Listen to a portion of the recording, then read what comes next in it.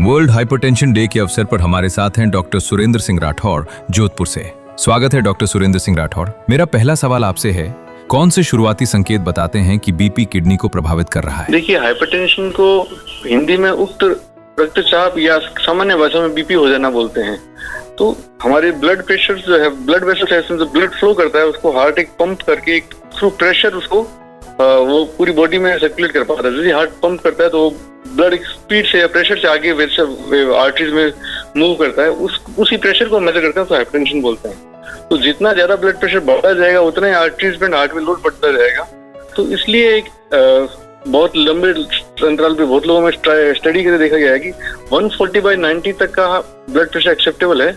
इससे ऊपर रहता है तो लॉन्ग टर्म में आपको किडनी, हार्ट, ब्रेन ये संबंधी समस्याएं हो सकती है। तो अगर इससे ऊपर बीपी रहता है तो फिर वो हाइपरटेंशन कहलाता है और उसको फिर ट्रीटमेंट की जरूरत होती है। सिर में दर्द हो सकता है बीपी हाई होने पे, स्पेशली सिर के पीछे वाले हिस्से में दर्द हो सकता है आपको। कभी कभी अगर किडनी साथ में इन्वॉल्व हो गई तो पाँव में सूजन आ सकती है। अन्यथा ज्यादातर पेशेंट्स में या ज्यादातर लोगों में जो किसी वजह से बीपी चेक होता है तभी हाइपरटेंशन मालूम चलता है कि इनको ब्लड प्रेशर की बीमारी हो चुकी है। बीपी मरीजों को किडनी टेस्ट कितनी बार कराना चाहिए? देखिए, बीपी पेशेंट्स को अगर आप 35 ईयर से नीचे हैं तो आपको एक बार बीपी होने की शुरुआत में आपको अपनी किडनी टेस्ट करा लेना चाहिए और उसके बाद हर 5 साल में करानी चाहिए। और अगर आप 35 से ऊपर के हैं और आपकी फैमिली में किसी को किडनी प्रॉब्लम की दिक्कत रही हुई है तो फिर आपको हर साल अपने किडनी टेस्ट करानी चाहिए।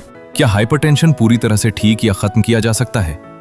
देखिए, हाइपरटेंशन एक लाइफ लॉन्ग बीमारी है, इसको पूरी तरह से खत्म नहीं किया जा सकता, बट विद मेडिकेशन इसको पूरी तरह से कंट्रोल में रखा जा सकता है। क्या बीपी कंट्रोल करके किडनी की बीमारी को पूरी तरह रोका जा सकता है? बीपी की वजह से या किसी अन्य प्रॉब्लम की वजह से किडनी की बीमारी स्टार्ट हो गई है तो वो पूरी तरह से नहीं रुकती है, पर किडनी डिजीज की प्रोग्रेशन में सबसे इम्पोर्टेंट फैक्टर ब्लड प्रेशर ही होता है। जितना ब्लड प्रेशर टाइटली कंट्रोल किया जाएगा उतनी किडनी की डिजीज की आगे बढ़ने की जो स्पीड है, प्रोग्रेशन है, उसको कम किया जाएगा। तो हमारा प्राइमरी टारगेट किडनी पेशेंट्स में ब्लड रिडक्शन ही होता है। पूरा परिवार मिलकर हाइपरटेंशन से कैसे बच सकता है? देखिए, हाइपरटेंशन में पॉलीजेनेटिक मैकेनिज्म भी होता है। तो एक फैमिली में अगर हाइपरटेंशन हिस्ट्री है तो फैमिली मेंबर्स को हाइपरटेंशन होने की रिस्क काफी ज्यादा रहता है, जैसा कि डायबिटीज में होता है। एक सिंगल जीन नहीं, पॉलीजेनेटिक इसका मैकेनिज्म है। तो इसलिए अगर फैमिली में हाइपरटेंशन की, स्पेशली आपके पेरेंट्स को हाइपरटेंशन हिस्ट्री है तो आपको विजिलेंट रहना चाहिए, अपना ब्लड प्रेशर चेकअप कराते रहना चाहिए।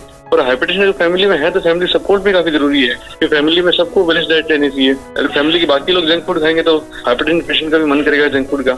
और हाइपरटेंशन के पेशेंट्स में जंक फूड एंड जो हाई सॉल्ट इंटेक है ये स्ट्रिक्टली मना होता है। तो पूरी फैमिली को उसको एनकरेज करना चाहिए कि वो टाइम पे अडेरेंस रहे, मेडिसिन अपने टाइम पे लेवे। अडेरेंस की बहुत लंबी, क्योंकि ये लाइफ लॉन्ग दवाएं चलती है तो लॉन्ग टर्म लेने में अडेरेंस की बहुत दिक्कत आती है।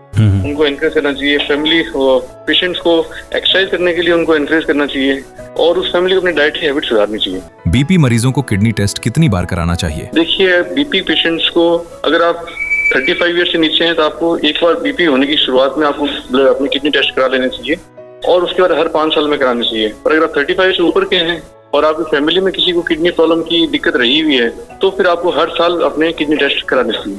क्या हाइपरटेंशन पूरी तरह से ठीक या खत्म किया जा सकता है?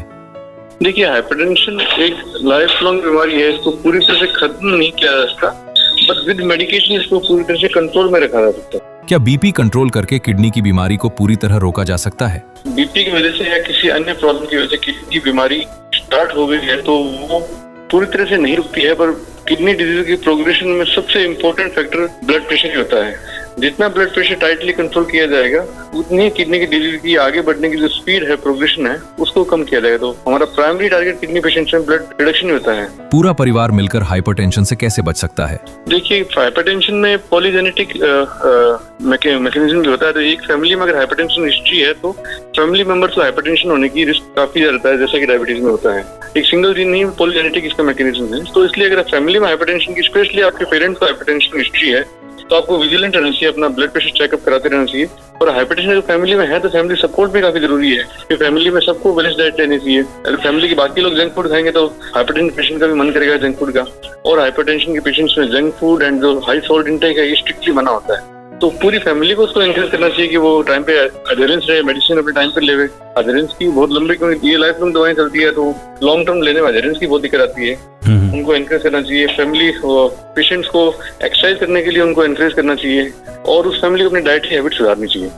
A public awareness initiative for healthy India.